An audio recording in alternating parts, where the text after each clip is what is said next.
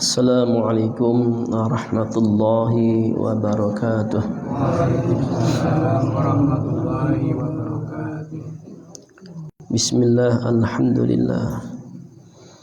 Assalatu wassalamu ala rasulillah wa habibillah wa ashrafi khalqillah wa khatami anbiya'illah wa rasulillah habibina wa sayyidina wa qurrati a'yunina wa maulana Muhammad ibn Abdullah wa ala alihi wa sahbihi wa mawalah wa la hawla wa la quwwata illa billah, amma ba'd.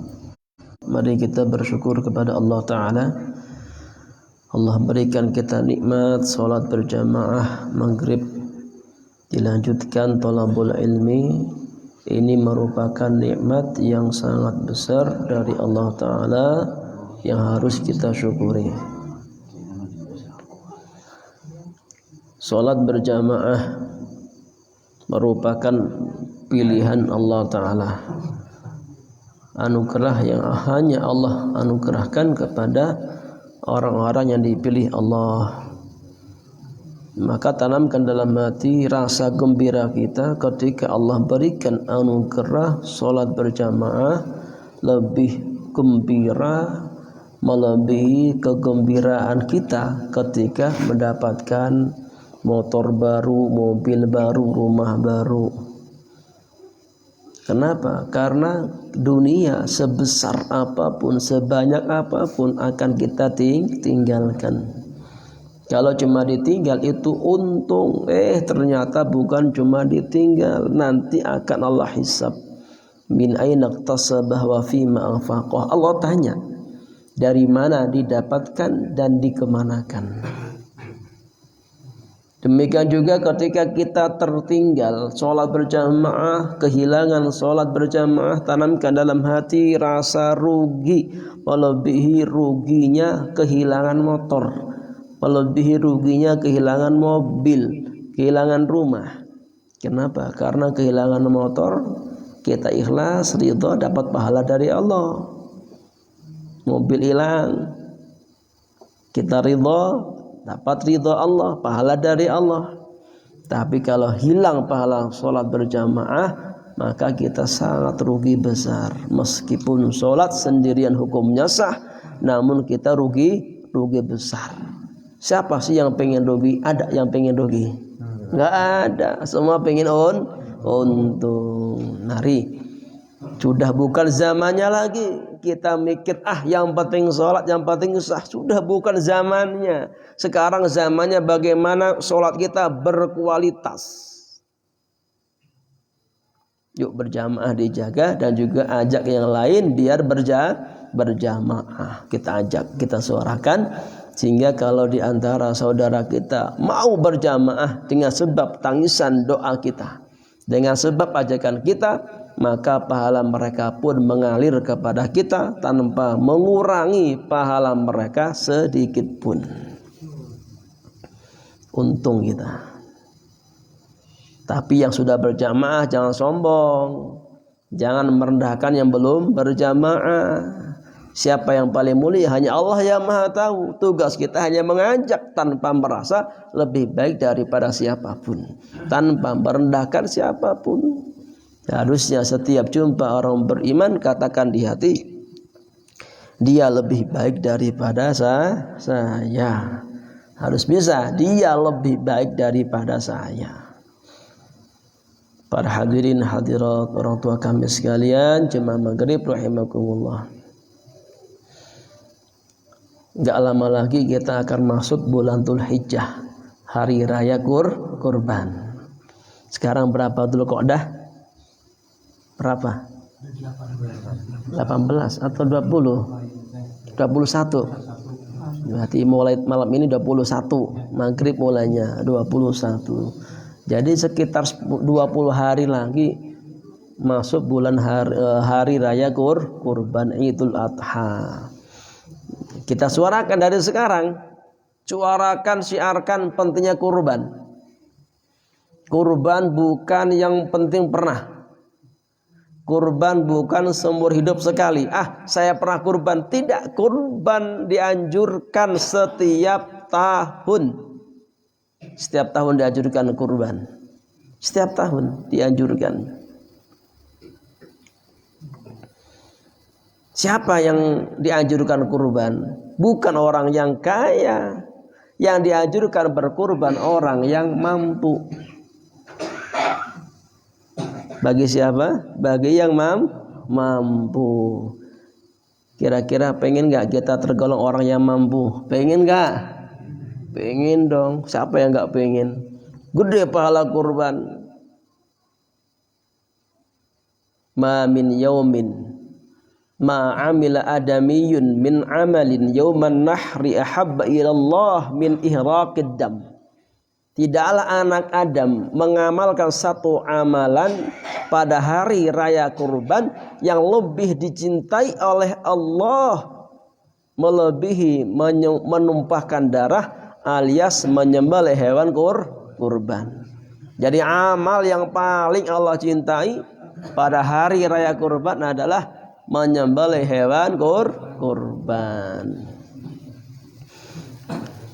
Wa innaha la ta'ti yaumal qiyamati biquruniha wa asy'ariha wa adlafiha. Sesungguhnya hewan kurban nanti akan datang pada hari kiamat dengan tanduknya masih utuh, dengan bulunya, dengan kukunya. Wa inna ad-dama la yaqa'u minallah qabla yaqa'u minal ardi. Sesungguhnya darah hewan kurban tadi jatuh berada di tempat di sisi Allah sebelum sampai ke tanah. Maksudnya apa? Allah terima amal ibadah kurban sebelum darahnya jatuh ke tanah. Luar biasa. Berapa pahalanya? Dalam sebuah riwayat bikulli sya'ratin hasanah. Setiap satu bulu Allah berikan satu hasanah. Berapa jumlah bulu kambing?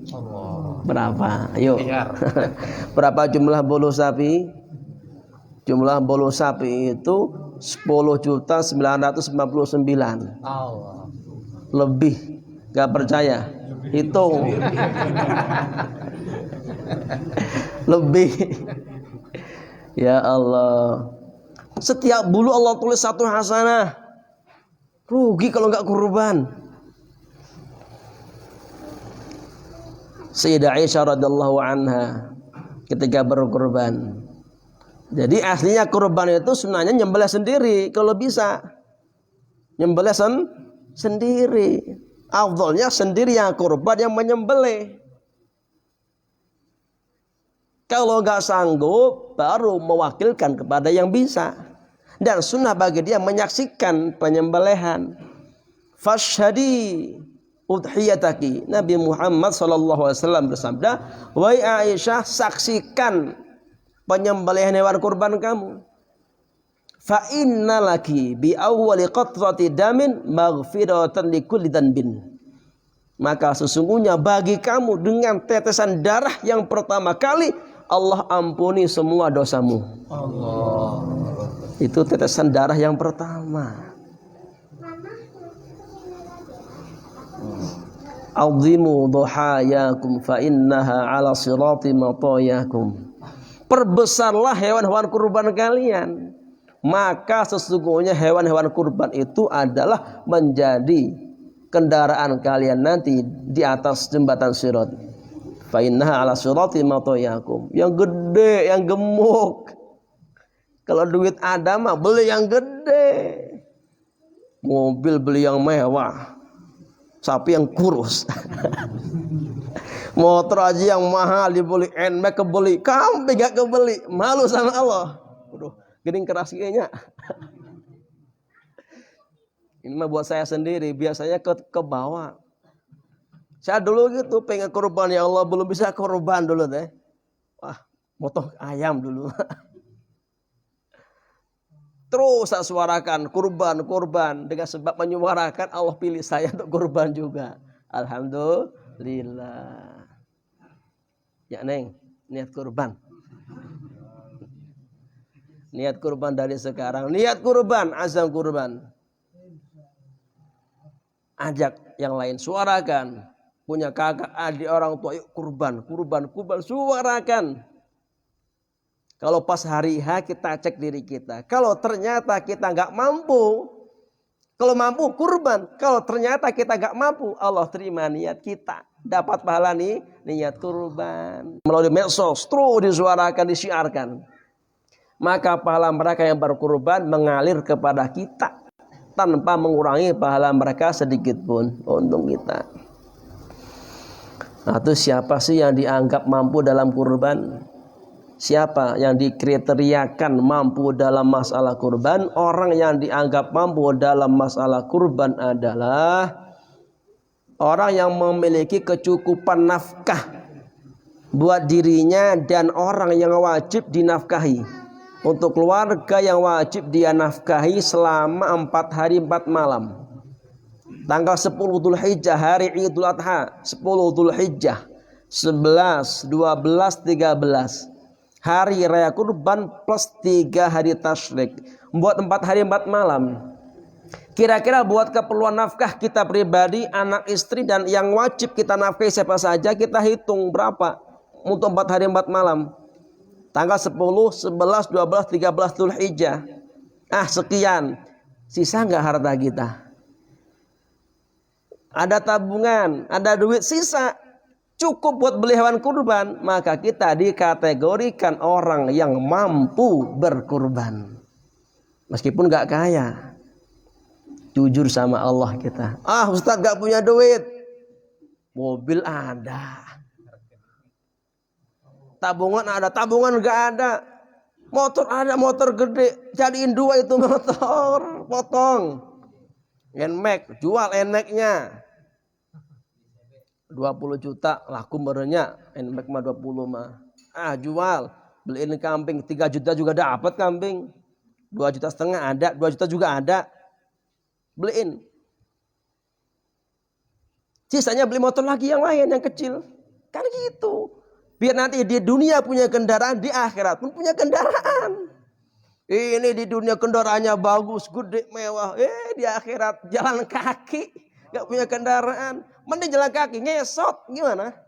Masya Allah. Niat kurban semuanya? Niat dulu. Yakin sama Allah, dengan kurban tidak bakal jadi fakir miskin. Gak ada ceritanya gara-gara kurban saya jadi fakir miskin, itu gak ada. Yang ada justru tambah berkah. Terbukti ini kurban. Niat dari sekarang kurban, disuarakan. Apa hukum kurban? Hukum kurban itu sunnah. Bagi per orang hukumnya sunnah ain. Bagi setiap satu keluarga sunnah kifayah. Satu keluarga, saya mampu ini. Nanti kurban plus per orang dikurbanin. Bukan dikurbanin, maksudnya dikurban atas nama mereka per orang. Bagus itu. Satu orang kurban, maka yang lain pun sudah tergugurkan tuntutannya. Tapi kalau seandainya per orang, lebih bagus lagi. Ini punya keluarga, anak, istri. Istrinya 1, anaknya 5. Pas 7 gak sama kita suami. 1 sapi, 7 orang. Bagus. Itu kurban. Kalau enggak 1 orang pun yang kurban, itu yang lain sudah gugur. Hukum kurban adalah sunnah, bukan wajib. Kecuali nadar. Saya nadar tahun ini mau kurban, maka jadi wajib. Jadi wajib. Bedanya apa? Ini antara kurban sunnah dan kurban wajib, bedanya apa? Kalau kurban sunnah, kita boleh memakan, boleh mengambil bagian kurban. Boleh. Berapa banyak? Terserah kita. Maunya berapa ngambil? Boleh. Asal sebagian ada yang dibagikan secara mentah kepada fakir miskin. Contoh 0,5 kilo dibagiin. Atau 1/4 kilo dibagiin ke fakir miskin mentah. Sisanya kita ambil semuanya. Boleh. Dapat pahala kurban sempurna dan pahala sedekah 1/4 kilo. Dikit pahala sedekahnya. Tapi pahala kurban sempurna. Boleh, jangan dilarang. Panitia nggak boleh melarang. Ini kurban kok diambil lagi, terserah dia. Tapi sebaiknya kalau ngambil bagian kurban tidak lebih sepertiga. Itu sebaiknya, bukan keharusan. Sebaiknya ngambilnya tidak lebih sepertiga. Lebih baik lagi ngambilnya bukan sepertiga, tapi hanya lukoman, beberapa suap saja. Dikit ngambilnya. Bagusnya lagi yang diambil bagian kabid, hatinya diambil. Yang kurban ambil hati, dikit aja. Cukup beberapa suap. Hati. Loh kok hati? Ini sunnah Nabi Muhammad SAW ketika kurban beliau mengambil bagian hati, diambil. Hikmahnya apa? Sebagai tafaul. Apa tafaul? Optimis. Karena hati adalah jamuan ahli surga pertama kali. Ahli surga pertama kali yang mereka makan hidangannya apa? Kabidul hut. Hati ikan hut yang sangat besar. Para ulama katakan alam semesta, alam dunia ini ada di atas punggung ikan hut yang sangat besar sekali. Nah, nanti ahli surga itu pertama kali mereka makan apa? Kabidul hut. Jantung tadi, hati ikan hut yang sangat besar sampai cukup buat dimakan semua ahli surga. Saking gedenya. Berarti ikannya sudah mati dong. Berarti dunia sudah hancur, nggak ada dunia. Itu tafaul. Mudah-mudahan kita semua menjadi ahli surga. Ya Rabbal alamin. Itu. Kalau kurban sunnah seperti itu. Akikah pun sama. Akikah sunnah boleh kayak tadi. Cuma kalau kurban harus sebagian mentah dibagikan ke fakir miskin. Kalau akikah gak harus mentah, boleh matang. Sebagian bagi fakir miskin, sisanya buat pribadi boleh. Ini buat keluarga, buat hajatan boleh. Kalau kurban yang penting sebagian mentah dibagikan ke fakir miskin. Akikah matang boleh ke fakir miskin, ada dibagikan. Itu masalah kurban. Kurban nadar. Kurban wajib bagaimana? Kalau kurban nadar, tadi kurban sunnah. Kalau kurban wajib seperti nadar, maka semua harus dibagikan. Kita yang kurban, yang nadar, dan keluarga yang wajib kita nafkahi tidak boleh mengambil sedikit pun. Kalau nggak tahu, kemakan ini, ganti rugi. Ganti rugi kasih ke fakir miskin. Ganti. Kurban wajib. Saya nadar tahun ini mau kurban. Maka wajib kurban. Saya nadar kalau anak saya sembuh dari sakit. Maka saya akan kurban tahun ini. Sembuh. Wajib kurban. Itu semua dibagikan. Jangan ngambil sedikit pun. Kemudian siapakah yang boleh menerima hewan kurban, daging kurban? Siapapun boleh. Tidak seperti zakat. Kalau zakat yang boleh mengambil hanya fakir, miskin, dan 8 asnaf. Termasuk fakir miskin di dalamnya. 8 asnaf. Kalau kurban ataupun akikah bebas. Kurban boleh. Yang kaya boleh nerima hewan kurban. Loh, saya kan gak miskin. Kok dapat bagian hewan kurban, daging kurban? Boleh. Cuma bedanya, kalau orang kaya, orang yang mampu mendapatkan hewan kurban, daging kurban, itu adalah it'am. Kalau orang miskin, fakir miskin menerima bagian kurban sebagai tamlik kepemilikan. Orang kaya yang menerima bagian kurban hanya boleh dia makan. Boleh dia olah untuk makan sendiri, keluarga atau jamu tamu. Buat tetangga boleh. Yang penting dimakan, jangan dijual. Wah, saya dapat bagian kurban ini. Dari sana sini banyak dapat daging kurban. Bikin bakso, jualan bakso haram. Nggak boleh dijual. Hanya boleh dimakan buat sendiri, keluarga, tamu, atau yang lain. Boleh. Nggak boleh menjual. Tapi kalau fakir miskin yang menerima bagian kurban, maka tamlik itu jadi hak milik pribadi. Setelah dia terima, itu hak milik pribadi. Mau dia jual, silakan. Mau dia masak, silakan. Bebas. Kalau fakir miskin. Sama bagian kurban, bagian akikah nggak boleh diperjualbelikan. Kulitnya nggak boleh dijual, haram dijual. Kulitnya, kepalanya, kakinya nggak boleh dijual, nggak boleh dijadikan upah yang nyembelih, nggak boleh. Upah di luar itu. Kalau ngasih bukan upah nggak apa-apa, ngasih buat yang nyembelih daging apa boleh. Tapi bukan upah. Kalau upah nggak boleh, haram mengambil bagian kurban dijadikan upah, nggak boleh. Kita sarankan kalau di tempat kami yang kurban kambing ngasih uang 100.000 misalnya, 50.000 buat yang nyembelih, upah penyembelih, 50.000 buat operasional, biaya operasional, beli plastik buat ngopi. Jangan ngambil uang kas masjid, kas musola, nggak boleh, bukan salurannya, nggak boleh. Sapi lebih gede misalnya. Terus gimana? Dikemanakan kulit kambing? Silakan diolah, dimakan, dijual, nggak boleh, haram. Kasihkan dulu ke fakir miskin. Dikasih kulit kambing plus mungkin daging lah tambahan. Nanti setelah dia terima, dia jual nggak apa-apa. Dia jual nggak apa-apa. Dia berhak fakir miskin. Setelah dia terima, dia jual. Sama. Akekah pun sama. Jangan dijual kulitnya. Kasihkan ke fakir miskin. Setelah itu dia jual nggak apa-apa. Ada orang. Ini masih di Kuningan. Seorang kiai. Ada seorang ustadz cerita ke saya. Cerita ke kita itu kan. Panitia kurban. Ada 13 kambing. Ustadz tadi, kawan ustadz tadi. Memang nggak punya mental untuk nyembelih, nggak siap. Akhirnya coba itu ngundang baki fulan untuk nyembelih, siap nggak? Itu masya Allah tawar menawar. Mau nyembelih tapi upahnya per kambing 100.000 dan kepala buat dia. 13 kambing kali 100.000 kali 13 kepala upah. Ditawar, sekian aja Pak, sekian aja. Ini kan borongan sekian. Nggak bisa, saya dapat ilmu ini mujahadah, susah dapat ilmunya. Dipersulit, nggak sembarangan. Kalau saya pernah mudah, di kampung saya pernah mudah.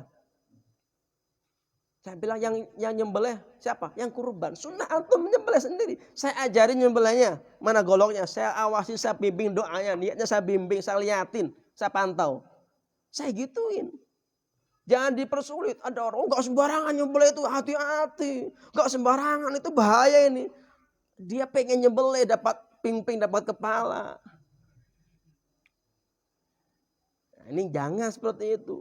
Kita dorong. Afdalnya yang kurban nyembelih. Kalau nggak sanggup baru mewakilkan ke orang lain. Sunnah itu menyaksikan, dilihat, saksikan. Keluarga pun kumpul menyaksikan penyembelihannya. Masalah kurban ini. Kemudian gimana dalam kitab fikih dibahas. Ada orang ngomong gini, ini hewan kurban saya. Itu kalau kita buka kitab fikih, itu banyak dibahas, itu jadi kurban wajib. Kenapa? Lita'yin, ditentukan.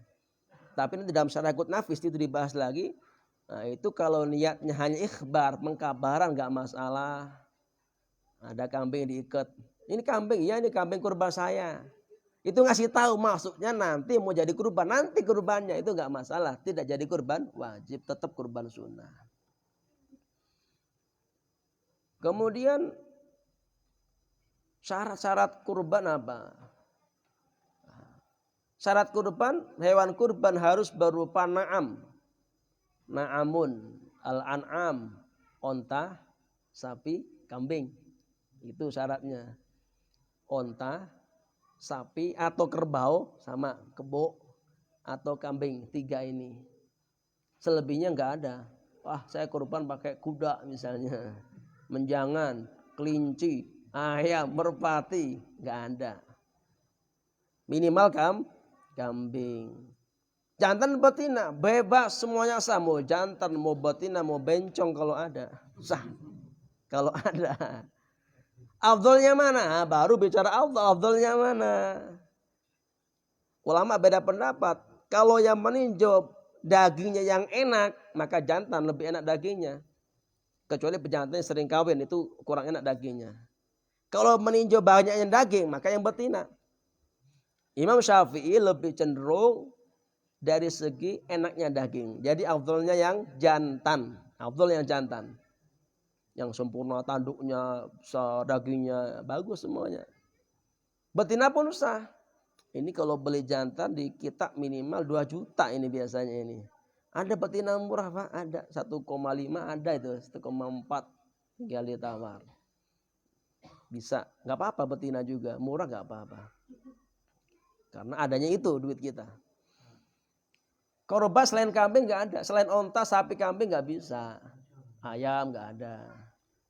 Tapi bagi orang yang benar-benar nggak mampu kurban, minimal beli kambing daripada tidak, maka para ulama menganjurkan agar ikut pendapat Sayyidina Ibnu Abbas radhiyallahu anhuma yang membolehkan kurban dengan hewan apa saja, yang penting menyembelih hewan kurban, walau min iwas awidujaj, meskipun entok, angsa, ayam boleh. Ini saya amalkan dulu. Zaman saya dulu memang ya duit gak cukup memang. Saya pengen kurban, ya Allah pengen kurban gak sanggup. Saya beli ayam. Saya niat kurban ikut mendapat Sayyidina Ibnu Abbas sembelih. Ini sebagai apa? Sebagai bukti kesungguhan kita serius pengen kurban. Dengan itu alhamdulillah berikutnya depan kurban, alhamdulillah. Cuma nanti kalau kurban pakai ayam gak usah bawa ke masjid, jangan bawa ke mana itu? Ke balai desa panitia. Rame nanti. Apa-apaan ini? Kajian dari mana sesat ini? Belum ngaji masalahnya dia. Gak usah rame-rame. Ini memang gak ada kurban ayam, gak ada, minimal kambing, ayam gak ada. Cuman bagi yang gak mampu daripada tidak, ikut pendapat Sayyidina Ibnu Abbas yang membolehkan kurban dengan apa saja, meskipun ayam boleh, entok, kelinci boleh. Udah, saya gak mampu motong ayam, ya Allah saya niat kurban. Ini niat ikut pendapat Sayyidina Ibnu Abbas. Kita sembelih, bersihkan, kasih ke tetangga. Fakir miskin kasih, udah. Gak usah ngomong-ngomong, ini kurban saya rame nanti. Gak usah dah, Pak ini ibu manfaatin, nyembelih ayam. Udah gitu aja, Allah terima niat kita. Kemudian kambingnya bagaimana?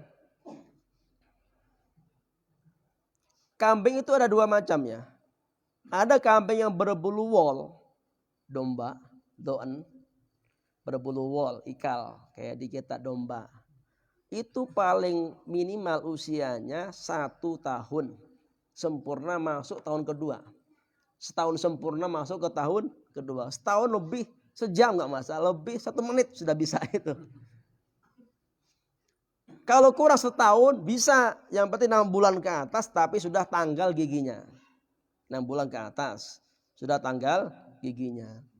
Ini baru 7 bulan tapi sudah copot giginya tanggal, itu boleh meskipun belum 1 tahun.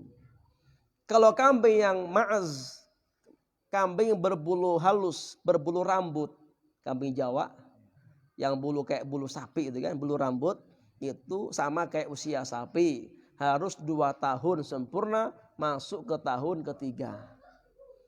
Kalau usia enggak sampai, ya enggak jadi kurban, jadi sedekah biasa. Jadi sedekah biasa. Sapi baru 1,5 tahun jadi kurban, ya jadi sedekah itu, enggak jadi kurban. Kalau onta usia 5 tahun masuk ke 6. Kemudian jangan sampai hewan kurban tadi wafaqtul aibil ladzi yanqusul ma'kul. Jangan sampai hewan tadi ada cacat yang dapat mengurangi bagian yang bisa dimakan. Telinganya putus misalnya, itu kan bisa dimakan telinga. Tanduknya patah, nggak masalah, tanduk nggak dimakan.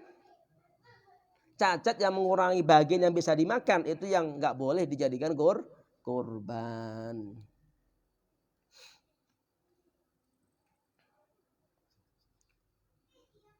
Kemudian niat ketika nyembelih atau ketika menentukan boleh. Pas kita nyembelih niat atau pas giring dibawa, saya niat ini hewan kurban, boleh. Kurban untuk saya. Nyembelih pas kita tolong Pak niatin ini buat nama saya, boleh. Kurban. Tuh, kapan waktu kurban? Waktu kurban itu adalah pada tanggal 10 Dzulhijjah. Habis sholat Id itu, sekiranya habis terbit matahari, dari terbit matahari hari raya kurban tanggal 10 Dzulhijjah ditambah ukuran 2 rakaat yang ringan dan khutbah yang ringan, 2 rakaat dan 2 khutbah yang ringan, itu sudah masuk waktu kurban. Sampai kapan? Sampai terakhir hari tasyrik tanggal 13 Dzulhijjah. Jadi waktu kurban cuma 4 hari, tanggal 10, 11, 12, 13. Tapi bagusnya jangan di 13. Bagusnya kapan? Secepatnya, awal bagusnya. Gak bisa, boleh hari kedua, ketiga. Tanggal 13 usahakan dihindari. Meskipun dalam madhab kita masih bisa, tapi madhab Hanafi sudah nggak bisa lagi, sudah lewat. Maka sebaiknya dihindari. Sebisa mungkin jangan hari terakhir. Kecuali pas dapat rezekinya pas hari terakhir, ya nggak apa-apa. Kurban hari itu, tanggal 13. Itu waktu kurban. Satu onta itu buat maksimal buat 7 orang. Satu onta, satu sapi maksimal untuk 7 orang. Bukan harus sendirian, boleh. Saya satu sapi sendirian, oh bagus. Maksimal 7 orang. Afdalnya mana? Apakah satu sapi 7 orang atau 7 kambing masing-masing? Afdalnya kambing. Biar apa? Biar banyak penyembelihan, banyak darah yang tertumpahkan. Afdalnya. Meskipun boleh, ini kan kambing sudah ada, sapi belum ada, pengen daging sapi nggak apa-apa, silakan.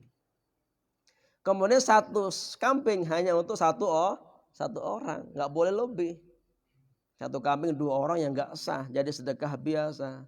Kurban lebih 7 orang yang nggak sah, jadi sedekah biasa.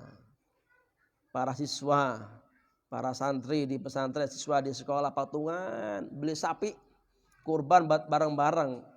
Kalau 7 orang lebih 7 orang itu nggak sah kurbannya, jadi sedekah biasa. Solusinya uang dikumpulkan, hadiahkan ke 7 orang uang tadi. Beliin sapi. Nanti kurban atas nama 7 orang. Atau beli sapi, baru hadiahkan. Ini buat siapa hadiahkan ya? Buat 7 orang. Nanti kurban atas nama 7 orang tadi, sehingga kurbannya sah. Habis itu dibagikan pun mereka dapat gak masalah. Boleh.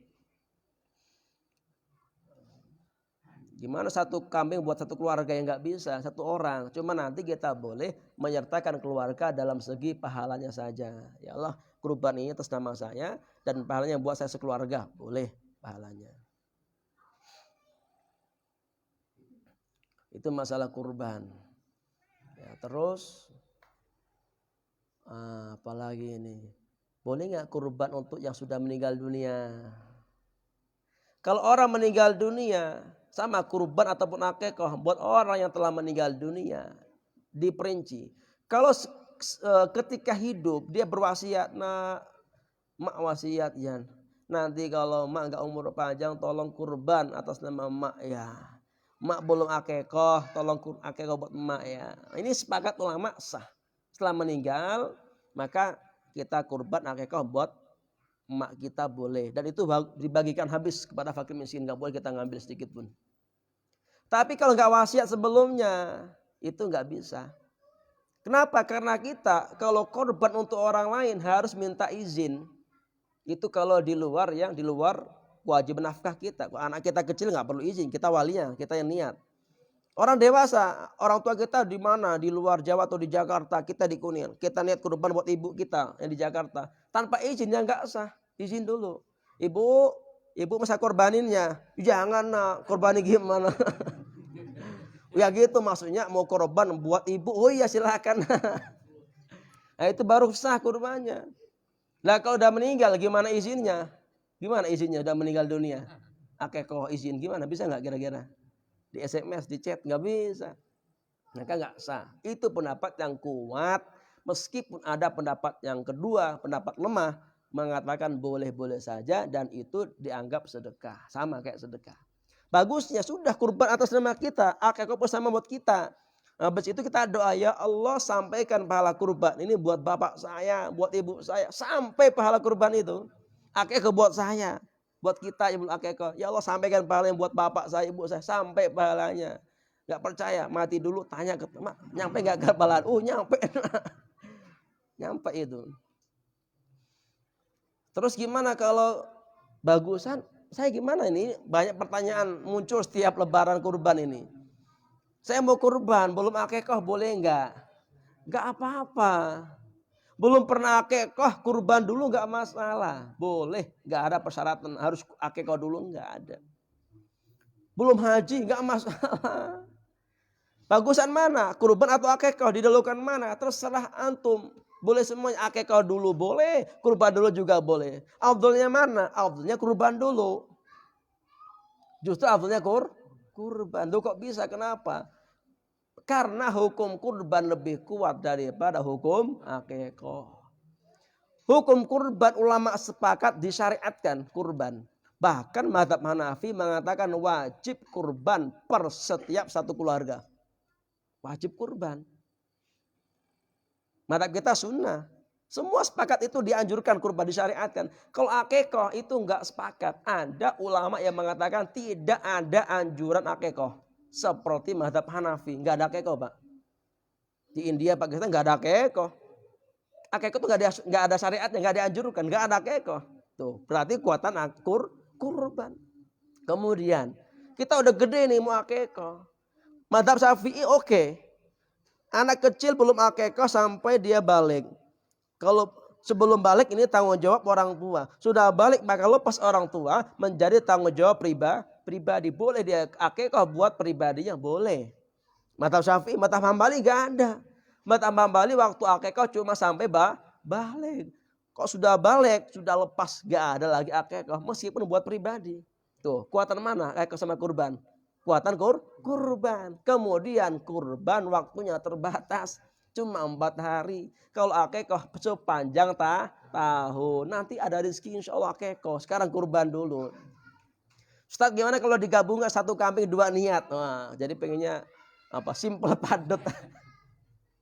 1 kambing niatnya 2. Kurban plus akikah. Ulama berbeda pendapat. Pendapat Imam Ibnu Hajar Al-Haytami enggak sah semuanya. Kurbannya enggak sah, akikah enggak sah. Jadinya sedekah biasa. Tapi ada pendapat Imam Romli As-Shaghir mengatakan sah semuanya. Kurbannya sah, akikahnya sah. Tak ada pendapat boleh diamalkan. Saya niat kurban akikah. Gak usah rame-rame lah. Cukup kita yang niat. Biar orang yang gak paham gak berisik nanti. Boleh, ada pendapat. Kalau memang kita nggak mampu. Kalau mampu yang bagus dipisah-pisahkan biar lebih banyak pahalanya. Itu masalah kurban. Gimana nyembelihnya? Nyembelih hewan kurban itu dihadapkan. Kakinya di utara. Ya, bukan. Kaki ke arah kiblat. Kiblat ya?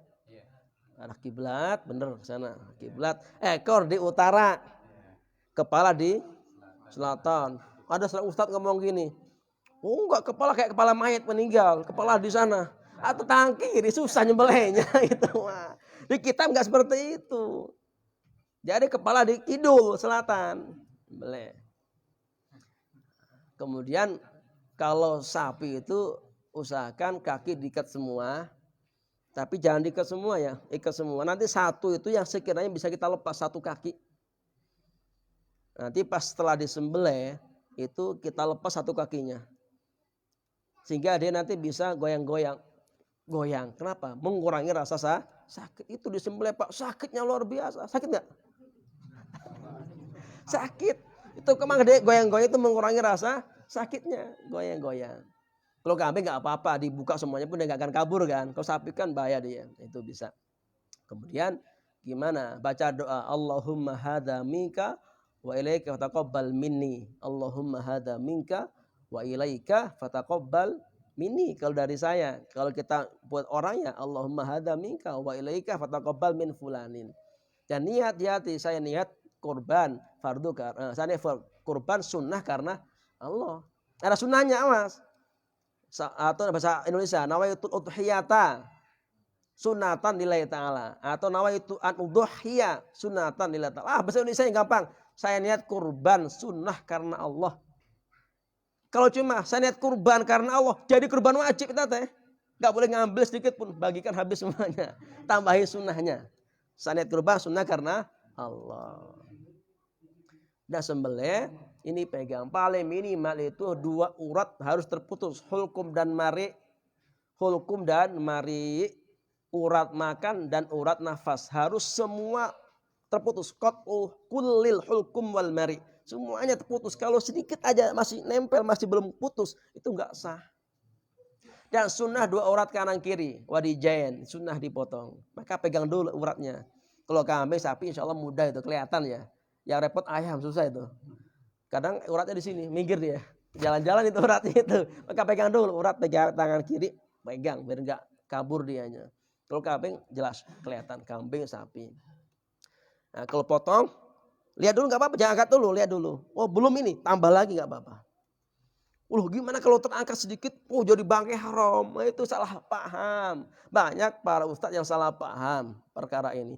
Terangkat dikit langsung jadi bangkai haram, enggak. Jadi motong 2 kali itu jadi bangkai haram, terangkat itu kapan? Itu kalau memang lama, jadanya lama. Sehingga kedua kali nyembelih itu sudah harakatul madbuh, sudah tinggal nafas, tinggal mati. Nafas disembelih kedua kali jadi bangkai itu haram. Tapi kalau terangkat sebentar langsung kembalikan gak masalah. Atau ini gak tajam nih, ganti yang lain. Udah ini sudah berdarah, ganti yang lain. Boleh gak apa-apa. Kenapa? Itu masih darah ngalir keras. Kalau sudah sekarat, tinggal nafasnya aja. Sudah gak ada gerakan kenceng, sudah gak ada hayatul mustaqirroh, sudah gak gerakan kenceng, gak darah sudah gak lancar lagi.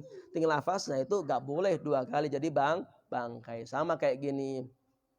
Ada ayam atau sapi ketabrak mobil. Itu dengan nafasnya aja. Disembelih, bangkai haram itu sudah nggak boleh. Tapi kalau masih gerak-gerak kencang, disembelih masih darahnya kencang nggak apa-apa, itu halal. Tapi kalau gara-gara sakit, kering sakit, itu dipotong nggak apa-apa. Selama masih ada nafas boleh. Cuma kalau kecelakaan, ketabrak mobil, jatuh dari tebing atau diterkam hewan buas misalnya, itu harus masih gerak-gerak kencang dan darahnya masih infijarud dam, masih memancar kencang, itu boleh. Kemudian sunnahnya itu dipisah Pak, tolong dipisah, jangan sampai disatukan, jangan sampai pas ngasah golok, pas nyembelih di hadapan hewan yang lain, itu kasihan. Sunnahnya itu disembunyikan, dipisahkan tempatnya, nyembelih tertutup, jangan sampai yang lain kawan-kawannya tahu. Itu sunnah adab, kita perlu adab, kasihan mereka itu ketakutan.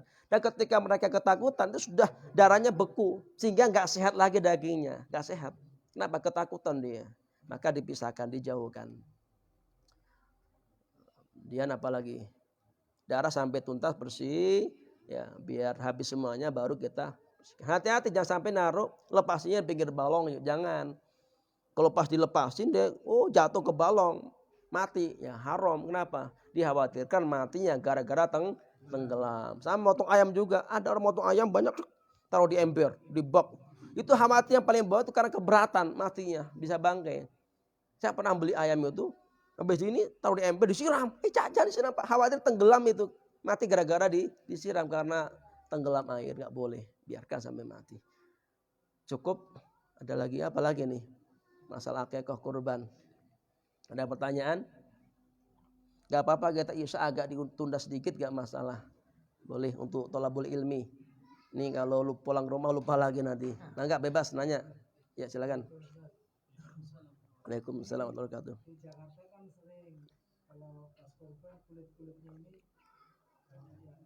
ini dibeli jual, tapi uangnya ya memang digunakan untuk perkara-perkara kebutuhan Ya. Ya menjual kulit-kulit hewan kurban, hasilnya buat keperluan masjid dan sebagainya. Dalam mazhab Syafi'i haram, nggak boleh. Tetap pokoknya nggak boleh dijual. Kasihkan ke fakir miskin, setelah itu dia terima, terserah dia jual boleh. Uangnya buat dia, nggak boleh dijual. Panitia nggak berhak menjual. Panitia itu kan panitia bukan pemilik, hanya mengelola saja, nggak boleh. Kalau mazhab Hanafi memang ada, mazhab Hanafi membolehkan dijual, tapi nanti itu dia buat ke fakir miskin lagi duitnya itu. Mazhab kita nggak boleh. Maka bagusnya nggak usah dijual, kasihkan ke fakir miskin. Ada lagi? Kulitnya ke fakir miskin. Iya terserah. Kenapa? Ya nggak usah iri, nanti daging ini agak banyak, kalau ini dikit-dikit dapat plus kulit kambing. Nah gitu. Pilih mana Pak? Tawarin. Boleh. Atau cari yang paling miskin sehingga dia double, nggak apa-apa kan? Kan miskinnya beda kemiskinannya kan, orang beda. Itu keluarganya banyak, nggak apa-apa. Dan aslinya nggak harus sama Pak, nggak harus rata, nggak harus. Contoh saya kurban ini, saya ambil buat antum 2 kilo, sekilo nggak apa-apa, terserah saya yang kurban, terserah. Nggak ada harus rata, tidak ada itu. Ada lagi? Ya.